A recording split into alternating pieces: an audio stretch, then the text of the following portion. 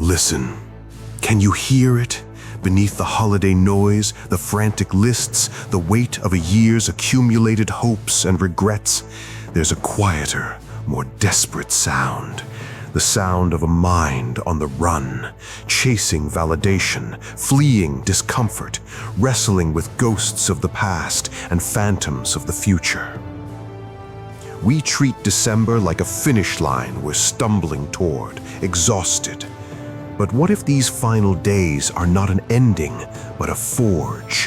What if, instead of limping into January, you could arrive there transformed, mentally sculpted, emotionally unbreakable, with a clarity so sharp it cuts through the noise of an entire world trying to bother you? 2,000 years ago, in the chaos of the Roman Empire, a philosophy of iron was born. Not for scholars in quiet rooms, but for warriors on the battlefield, for leaders bearing the weight of millions, for souls facing exile and death. They discovered a simple, devastating truth. Between the event and your reaction, there is a space. In that space lies your power, your freedom, your peace. Your world will not get simpler. The demands will not lessen. People will not suddenly become wise and kind. The final days of this year will throw everything at you. But what if you were impenetrable? This is a call to arms for your mind. For the next 60 minutes, we are stepping into the mental forge of the Stoics. We are not discussing ideas, we are installing operating systems.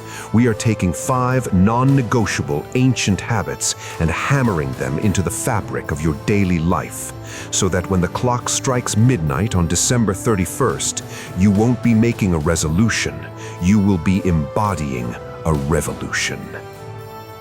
You are about to learn how to end 2025 absolutely, utterly unbothered. Your training begins now.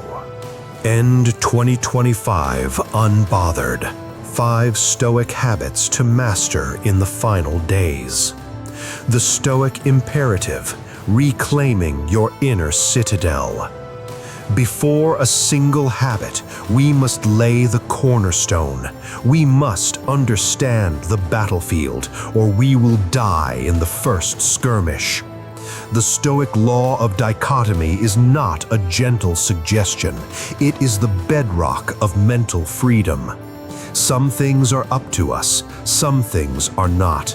Our judgments, our impulses, our desires, our aversions, our character. This is our sacred domain, our inner citadel.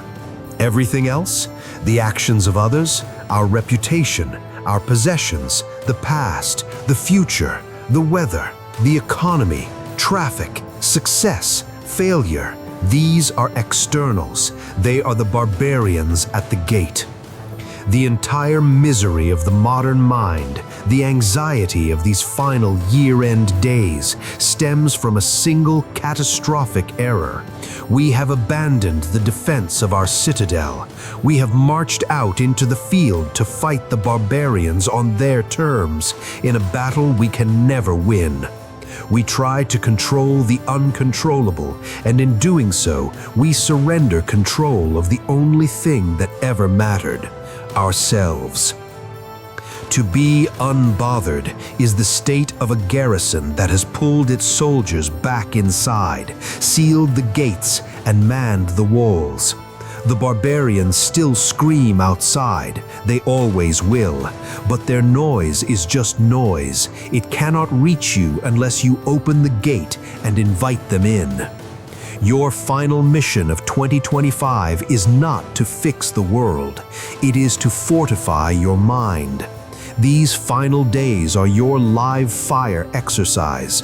The pressure, the expectations, the family dynamics, the financial reviews, the social obligations, these are not your enemies. They are the perfect training legion sent to test the strength of your walls.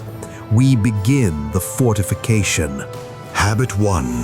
The Premeditatio Malorum, the dawn drill of invincibility. Our first habit is proactive psychological warfare. Premeditatio Malorum, the premeditation of evils. The Romans didn't see this as negative. They saw it as the ultimate strategic advantage. It is rehearsing life's blows so they cannot break your stance. The practice. In these final dark mornings of the year, you will wake. And before you reach for the dopamine hit of your phone, before you drink the caffeine, you will sit in the quiet. You will close your eyes, and you will deliberately, calmly run the invasion scenarios for the day ahead. But you are not a passive victim in this visualization. You are the director. See the difficult conversation with your colleague. Hear their sharp words. Now, watch yourself from the outside. See your own face, calm, composed. Hear your inner monologue. This person's opinion is outside my control. My fairness, my reason, my composure are within it. I choose them. Feel the emotional surge and watch it dissipate against your prepared resolve. Visualize the plan falling apart, the gift that doesn't arrive, the event that gets cancelled. See the frustration rise, and then see yourself apply the Stoic lens. This is an external. My peace does not depend on this shipment, this gathering. My peace depends on my adaptation. What new opportunity does this open space provide? You are doing what every Special Forces soldier does: stress inoculation. By exposing your mind to the feared event in a controlled environment, you rob it of its terror. When it happens in reality, your nervous system doesn't go into red alert. It recognizes the drill. It executes the protocol. The philosophical edge. Seneca wrote, "The man who has anticipated the coming of troubles takes away their power when they arrive." You are not attracting trouble, you are defanging it. You end this morning drill by internalizing the words of the Emperor Marcus Aurelius, written on campaign, surrounded by enemies. When you wake up in the morning, tell yourself, "The people I deal with today will be meddling, ungrateful, arrogant, dishonest, jealous, and surly. But I have seen the beauty of good and the ugliness of evil, and have recognized that the wrongdoer has a nature related to my own, and so none of them can hurt me. No one can implicate me in ugliness, nor can I feel angry at my relative or hate him." You walk into the day not with naive hope, but with seasoned, unshakable preparedness. You are unambushable. Habit 2. Cosmic lens and mortal lever. The perspective shifts. Habit 1 protects you from the immediate. Habit 2 liberates you from the existential. Part A. The view from above. The cosmic lens. When you are in the thick of it, heart pounding over an insult, anxiety spiraling over a deadline, this is your emergency escape hatch. You physically pause, you close your eyes, and you perform a mental zoom out so drastic it changes the physics of your problem. See yourself from the ceiling, now from the sky, your city a grid of lights, now from orbit, the continent a patch on a blue marble, now from the edge of the solar system, the earth a pale, faint dot. Now see the river of time, centuries flowing, empires of dust, every human drama that ever was, playing out and vanishing. Your entire life a single brief flash, and in that flash, this moment, this problem. Does the rude email shrink? Does the social slight evaporate? It's not that it becomes meaningless, your duties remain, but its power to torment you vanishes. It is placed in its proper, tiny proportion. You are reconnected to the Logos, the vast rational order of the cosmos. Your agitated ego is silenced by the awe of scale. You return to the moment, calm, grounded, and ready to act from principle, not from panic. Part B. Memento Mori, the moment of finitude, the mortal lever. If the view from above expands space, this compresses time. Each night, in the quiet of December's end, you ask the piercing question, if this were my last winter, my last week, my last day, would this bother me? Look at your resentments. Would you cling to them? Look at your procrastinations. Would you tolerate them? Look at your fears of what others think. Would their opinions hold any weight at all? This practice is the ultimate acid test for triviality. It burns away everything that is not essential. It forces you to confront, am I living on autopilot, or am I making choices worthy of a finite, precious life? It transforms obligation into opportunity. That tedious family gathering becomes a final chance for connection.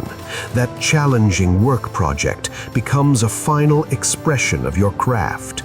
Together, these two shifts, one spatial, one temporal, make you psychologically untouchable by the small stuff.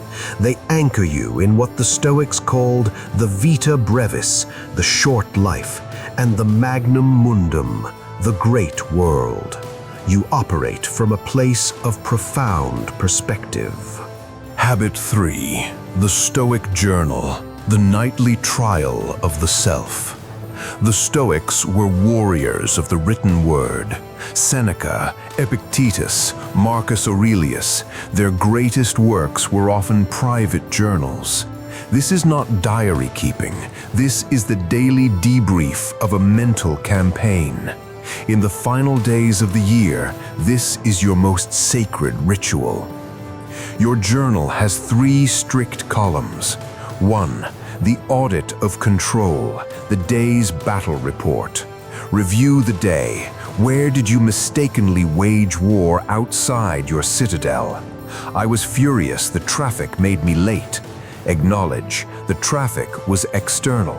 Your demand that the traffic conform to your will was your error. That is where you focus your repair. I was anxious about my performance review. The review is external. Your preparation and your courage are internal. Did you command them? 2. The virtue scan, grading your armor. Stoic progress is measured in 4 cardinal virtues: wisdom, practical judgment, courage, endurance of the soul, justice, fairness to others, temperance, self-command. Where did you embody them today? A moment of withheld gossip, justice and temperance. A moment of doing the hard thing first, courage. A moment of seeing a situation clearly, wisdom. And where did you falter? Be factual, not self-loathing. I acted with intemperance with that 3rd drink, knowing it would cloud my morning. This is not guilt, it is data for tomorrow's strategy. 3. The lesson forged, 1 line of code. Distill the entire day into 1 crystalline, actionable Stoic sentence. This is you reprogramming your mind. My peace is not where I am, but who I am within it. An obstacle to the action becomes the action itself. I cannot choose the event, but I am the author of its meaning. By New Year's Eve, you will have a scroll of forged wisdom, a personalized manual of self-mastery written in the fire of your own experience. You end the year not wondering where it went, but holding the map of your own transformation. Habit 4. Voluntary Discomfort, the askesis of the Spartan. Comfort is the killer of the soul. The modern world is a cradle of ease, and it has made us mentally soft. The Stoic practiced askesis, disciplined training. They knew to be unbothered by involuntary hardship, you must become a connoisseur of voluntary hardship.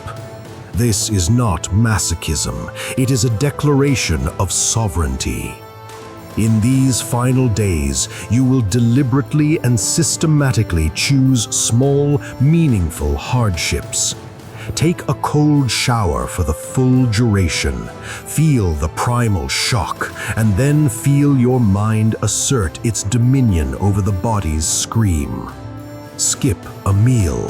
Feel the hunger pangs and observe them as mere sensation, not as a command you must obey. Leave your phone at home for a full afternoon. Sit with the itch of FOMO and watch it die, revealing a deeper, richer awareness of your surroundings. In a heated discussion, deliberately choose silence where you would normally defend yourself. Take the harder route, the less comfortable seat, the heavier load. Every single act is a vote for your own freedom. It is a message telegraphed to your deepest psyche. I am not ruled by external conditions. My will is my own. Pleasure and pain are weather. I am the mountain. You are forging anti-fragility. When the universe inevitably hands you its larger hardships, loss, rejection, failure, you will not crumble. You will recognize the terrain. You have trained here. You have already faced a more demanding opponent, your own desire for ease, and you have prevailed. Habit 5. Amor Fati, the dialogue of the unbothered soul. This is the zenith, the master key, Amor Fati, the love of fate. Not mere acceptance, a fiery, enthusiastic embrace. For the rest of the year, you will practice this as your constant inner narrative. You will reframe every single setback, every irritation, every bad event, not as an obstacle, but as the very material you were meant to sculpt. The flight is cancelled. Instead of sighing, your inner voice, calm and firm, says, "Good, this is my fate. This is the universe presenting me with a laboratory for patience, for resourcefulness, for finding beauty in an unexpected place. This is the stone against which I sharpen my blade." You receive harsh criticism. Good, this is the friction that polishes the gem of my work. This person is my unbidden teacher, showing me a blind spot. I will extract the lesson and discard the bitterness. Even in profound pain, this too is part of the weave of my life. It will teach me depths of compassion and resilience that a life of ease never could. I will not waste this suffering. I will alchemize it into wisdom. This is the habit of the mental Spartan at the peak of his power. It renders you utterly unconquerable from within. Why? Because you have removed the very concept of bad fortune from your vocabulary. There is only fortune and your divine creative capacity to meet it with virtue. You have become a collaborator with reality itself, not its victim. Nothing can bother you because you have decided that everything that happens is grist for your mill, fuel for your forge. Conclusion. The forge of the final days. Your unbothered dawn.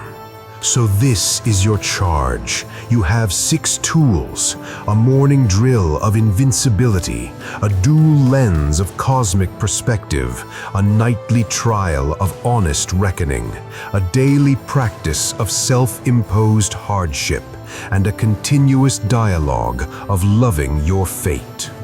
Apply them now, not on January 1st. Now, in the messy, beautiful, stressful, luminous final days of this year. Do not expect perfection, expect practice. Some days the walls will hold strong, other days the barbarians will get inside. The journal that night will be your chance to learn how they breached the gate. This is not about achieving a state of bland, robotic neutrality. It is about achieving a state of dynamic peace, a peace that is active, muscular, and joyful. The peace of a craftsman so in love with his tools and materials that the noise of the marketplace fades away.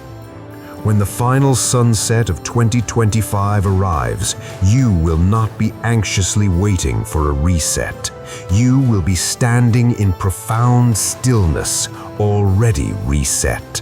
The fireworks will explode not as a signal of hope for a new you, but as a celebration of the you that has already been forged. You will look upon the new year not with trepidation, but with calm command. The challenges will come, they always do, but they will meet a different person, a person whose peace is internally generated, whose citadel is fortified, whose will is aligned with nature itself. You will have ended 2025 the only way a mental Spartan can, unbothered. Not because the world became perfect, but because you perfected your world within. Now go. The forge is hot. The steel is waiting. Strike.